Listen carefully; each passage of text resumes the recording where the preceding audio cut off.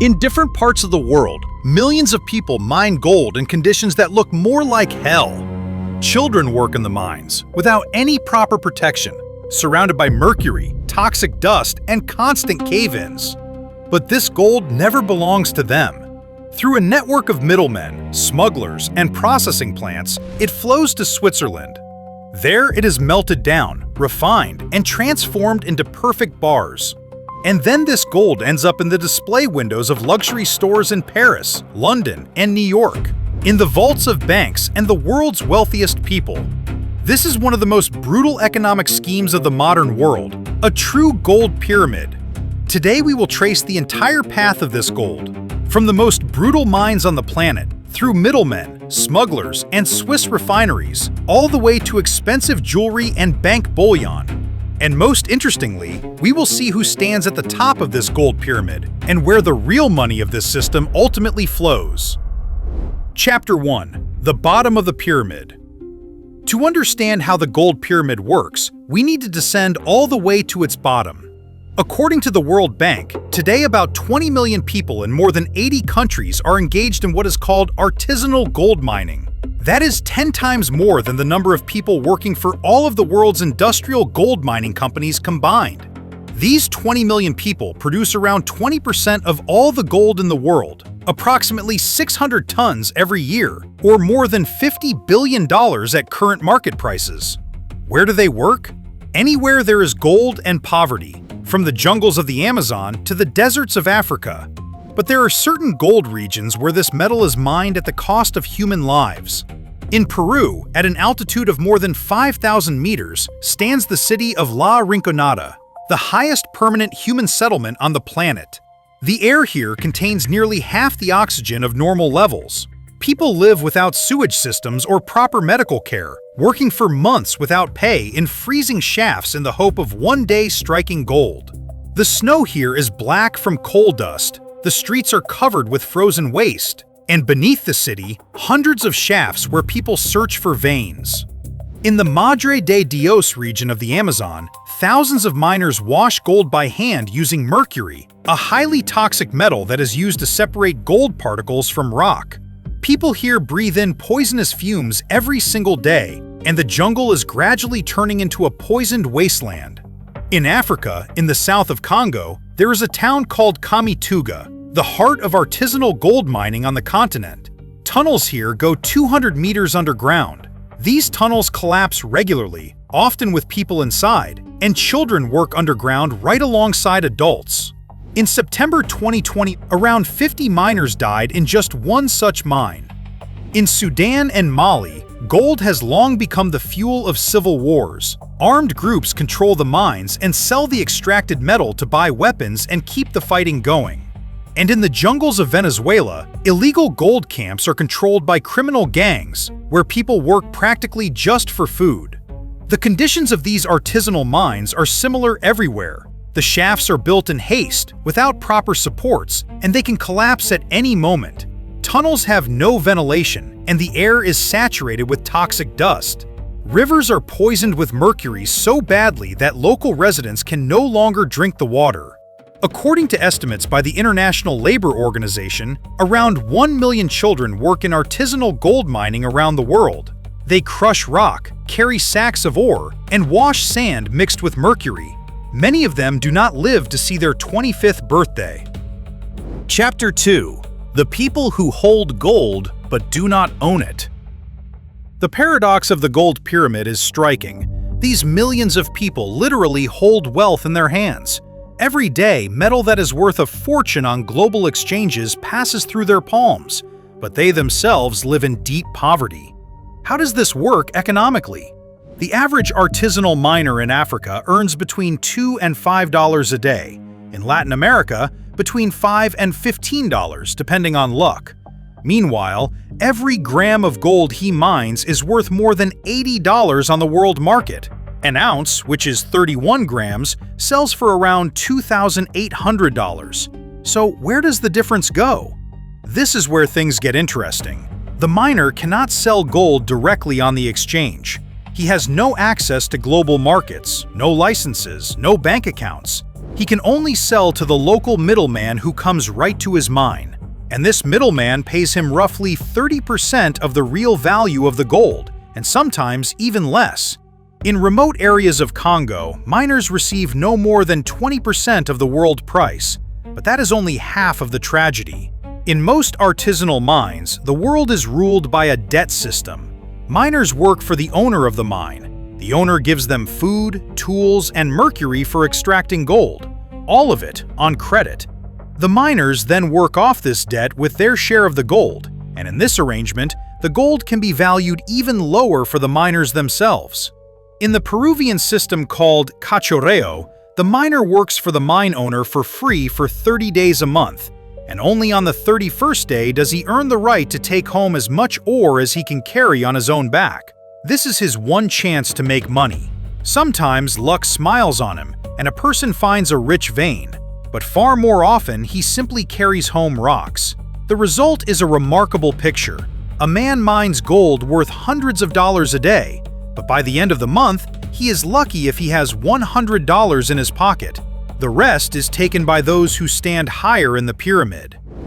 Chapter 3. The Shadow Flows. When gold leaves the mine, its most hidden journey begins. First, the local middleman buys up gold from dozens of miners. Then the metal passes to larger traders, first in the nearest town, then in the capital. And gradually, the gold leaves the country entirely. For many years now, the main world hub for artisanal gold has been Dubai. According to the Swiss organization Swiss Aid, more than 400 tons of gold are imported into the UAE each year, with origins that are practically impossible to trace. That is gold worth more than $30 billion annually. How does this happen? Couriers carry gold in suitcases across borders. Smugglers transport it on trucks across deserts. Sometimes gold is even sent through ordinary postal mail. In Dubai, it is processed, melted down, and issued certificates. African gold suddenly becomes Emirati and entirely legal from the perspective of international markets. But few people know that before reaching Dubai, this illegal gold is often connected to armed conflicts and the shadow economy. In Sudan, Mali, Burkina Faso, and certain regions of Congo, control over the mines frequently becomes a source of income for various armed forces and local power groups. And only then does this gold, paid for with the blood of ordinary miners and civilians, reach the global markets through Dubai. Chapter 4. How Dirty Gold Becomes Clean. But before ending up in the window of a luxury boutique or in a bank vault, gold must pass through its final and most important stage of transformation. It must lose its origin, through a refinery. And here we are in for a real surprise. About 70% of all the gold in the world is processed in Switzerland.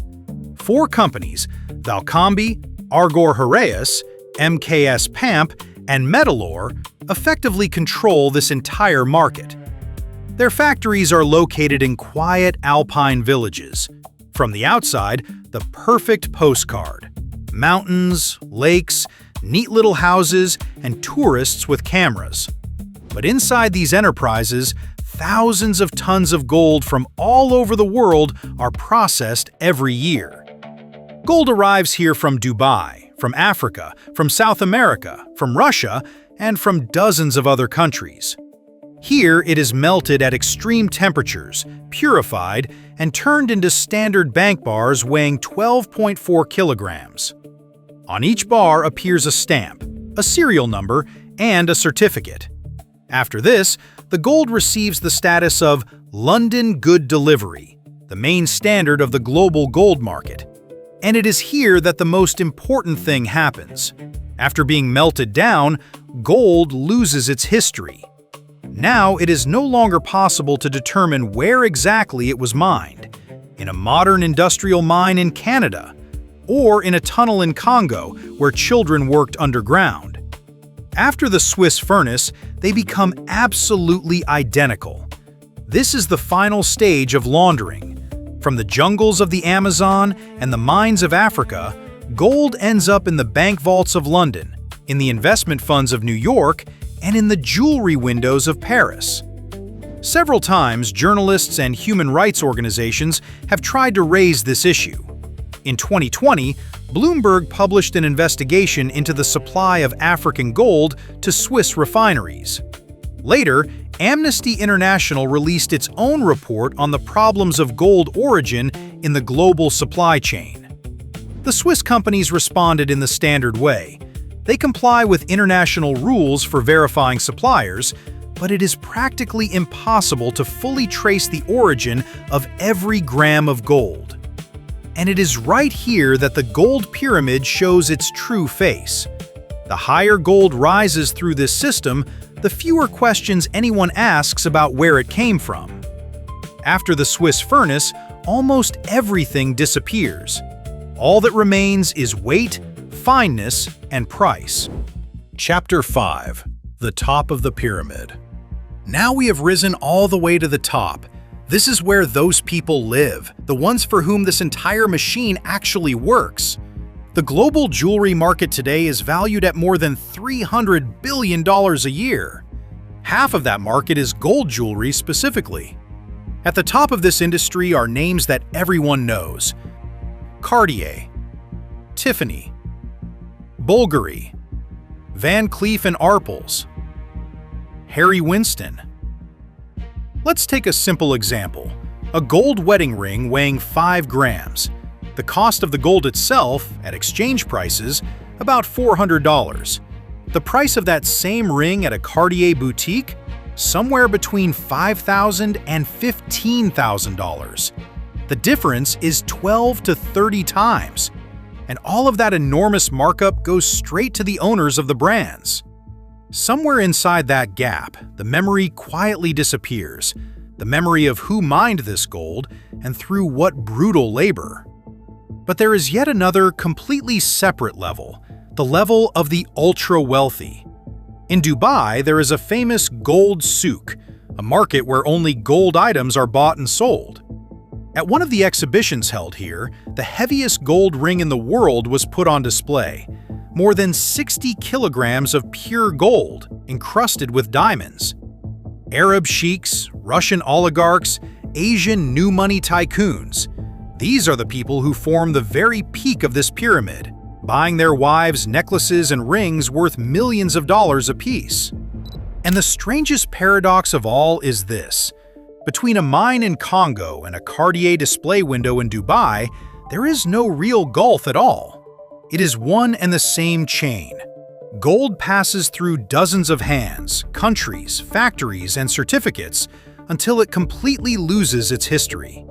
In the end, the person buying an expensive piece of jewelry in Paris or Dubai sees only an elegant brand name, a flawless polish, and the price on the tag.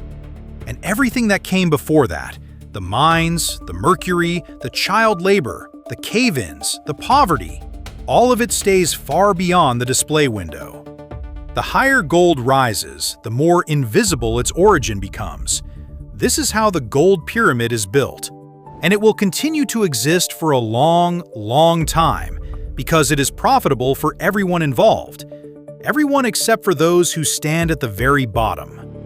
And now, answer honestly in the comments. Do you agree that modern luxury should never be built on the poverty of others? Or is this simply the natural state of the global economy? Subscribe to the channel. There are many more stories ahead about how wealth and power really work in the modern world.